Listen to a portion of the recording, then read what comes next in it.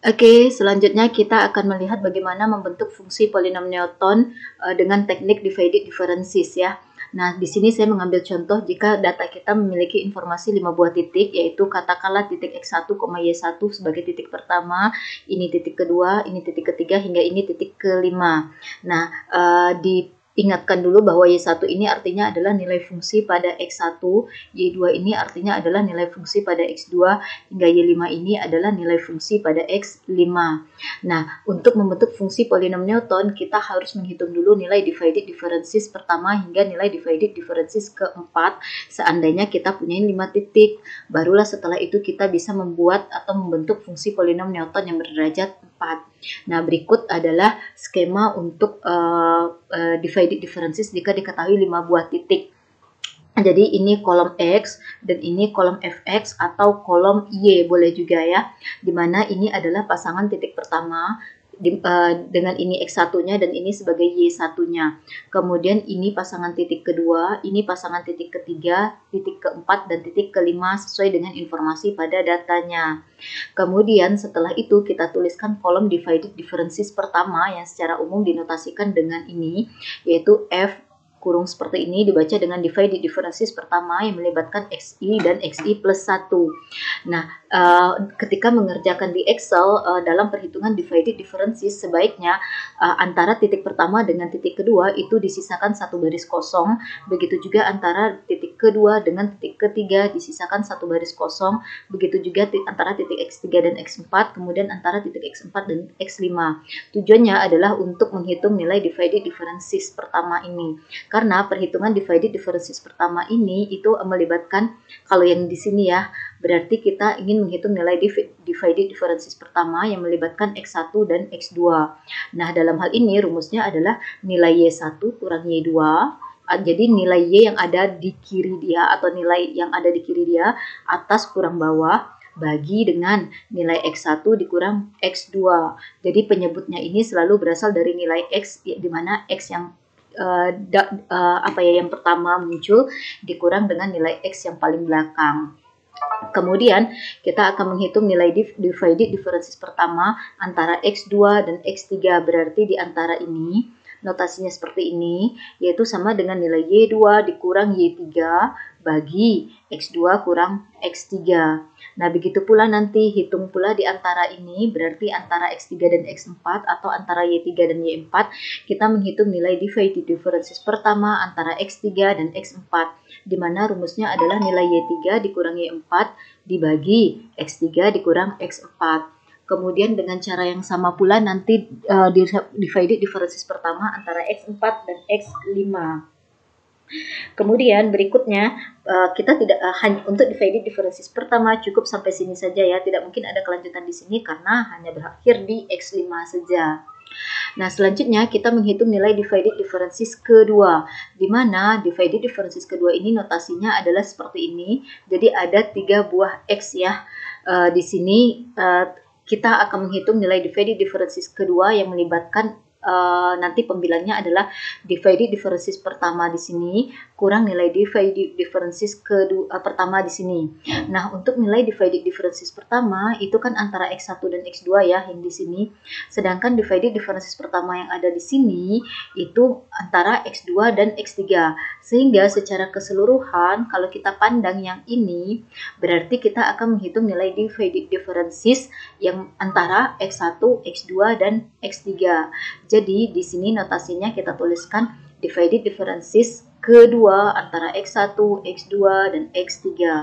Di mana nilai ini dihitung dari nilai divided differences di sini, pokoknya selalu mengucu ke kiri atas dia. Jadi di sini tentunya nanti akan ada otomatis satu baris kosong ya.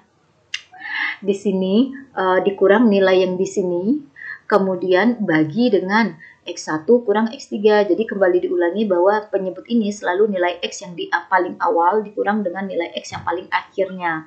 Oke, jadi ini merupakan nilai divided differences kedua yang melibatkan atau antara X1, X2, dan X3. Kemudian kita akan menghitung nilai divided differences kedua antara dua nilai ini. Nah, nilai ini itu adalah untuk antara X2 dan X3, sedangkan nilai di sini adalah melibatkan X3 dan X4, sehingga secara keseluruhan kita bisa pandang bahwa yang terlibat antara di dalam dua nilai ini adalah X2, X3, dan X4.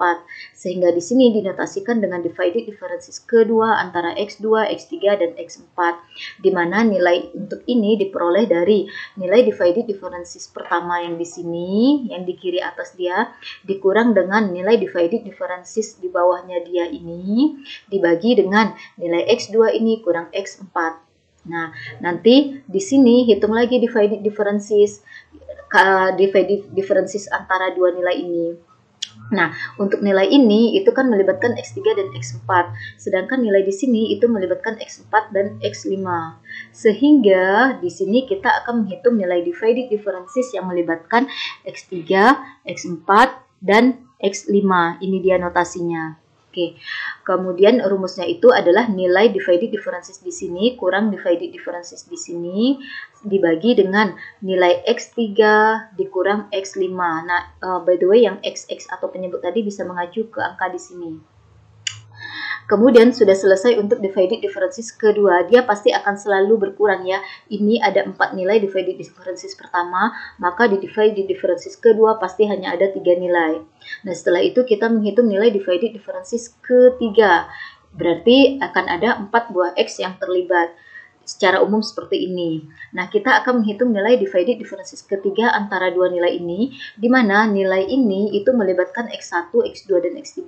Sedangkan nilai yang di sini melibatkan nilai X2, X3, dan X4. Sehingga jika kita pandang secara keseluruhan ini, berarti kita akan melibatkan X1, X2, X3, dan X4. Maka di sini dinotasikan dengan divided differences ketiga antara X1, X2, X3, dan X4, di mana rumusnya adalah nilai divided differences yang di sini dikurang nilai divided differences yang di sini bagi dengan X1 dikurang X4. Dipandanglah di sini X1 dikurang X4. Oke. Kemudian begitu juga nanti di sini ya, divided differences ketiga antara dua nilai ini berarti dia akan melibatkan X2, X3, X4, dan X5.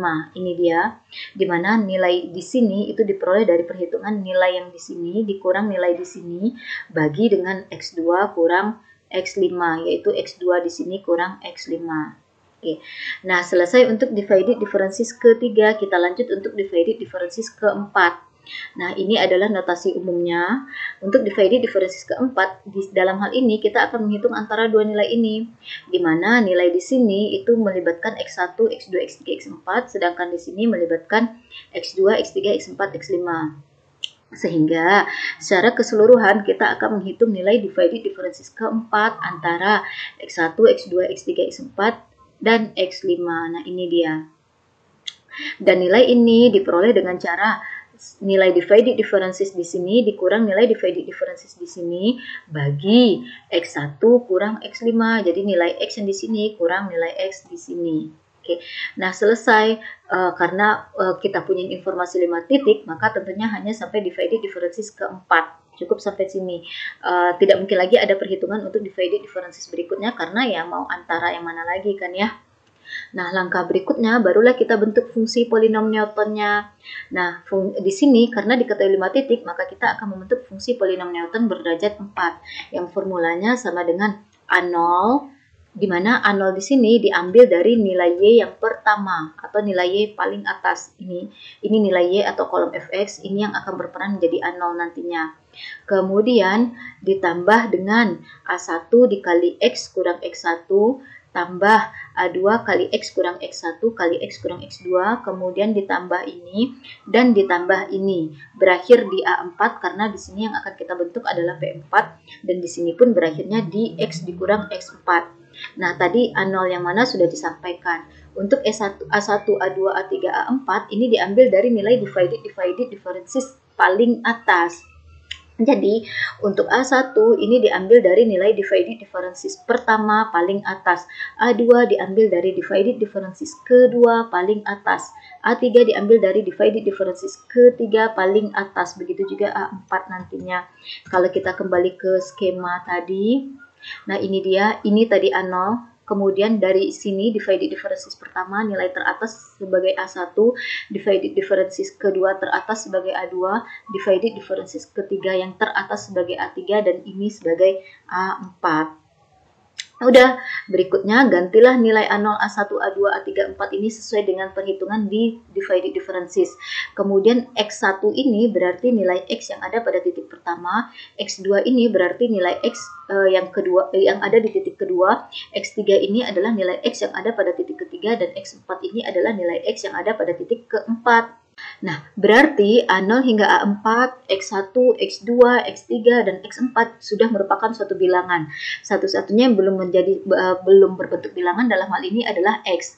Karena X memang variabel, di mana nilai X ini bisa berkisar antara nilai X yang terkecil hingga nilai X yang terbesar yang terletak pada data.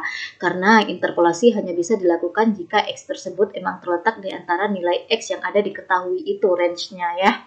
Oke, nah kita bisa confidence bahwa ini benar merupakan fungsi polinom berderajat 4 karena dari suku terakhirnya bisa kita lihat di sini ada X kali X kali X kali X banyak 4 kali yang hasilnya pasti akan ada suku X berpangkat 4. Jadi ini benar merupakan polinom berderajat 4 dan wujud polinom yang seperti ini disebut dengan polinom Newton berderajat 4. Berbeda ya dengan polinom Lagrange.